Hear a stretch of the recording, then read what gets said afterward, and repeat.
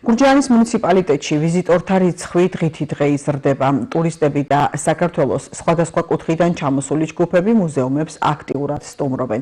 ისინი ყველაზე დიდ ინტერესს ნატო ვაჩნაძის, იოსებ ნონეშვილის სახლ-მუზეუმებისა და დიდების მემორიალის მიმართ იჩენენ.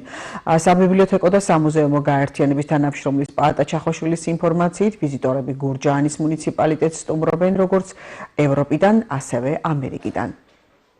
ტრადიციულად ყველაზე დატვირთული სეზონი მუზეუმების მხრივ არის მაისი-ივნისის პერიოდი. ეს დრო გამორჩეულია ძირითადად სასკოლო ექსკურსიებით და ყველაზე მეტი ვიზიტორი სწორედ ამ პერიოდზე მოდის. შესაბამისად სტატისტიკა შედარებით მცირდება აგვისტოს პერიოდში, ანუ გვიან ზაფხულში. რაც შეეხება თავად ჩვენს გაერთიანებაში არსებულ მუზეუმებს, ყველაზე მეტად დატვირთული არის ნატო ვაჩნაძის სახლ-მუზეუმი, რომელიც ძალიან ბევრ ტურისტს, როგორც ქართველს, ისე უცხოელ ვიზიტორს მასპინძლობს. ასევე გამოირჩევა დიდების მემორიალი და იოსებ ნონეშვილის მუზეუმი.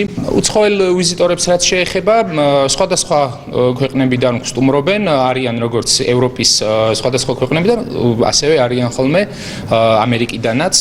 და ძირითადად უცხოელების სტუმრობა მოდის დიდების მემორიალზე, ასევე ნატო ვაჩნაძის სახლ-მუზეუმზე და ასევე არის ხოლმე ეს წმინდა გრიგოლ ფერაძის სახლ-მუზეუმზე.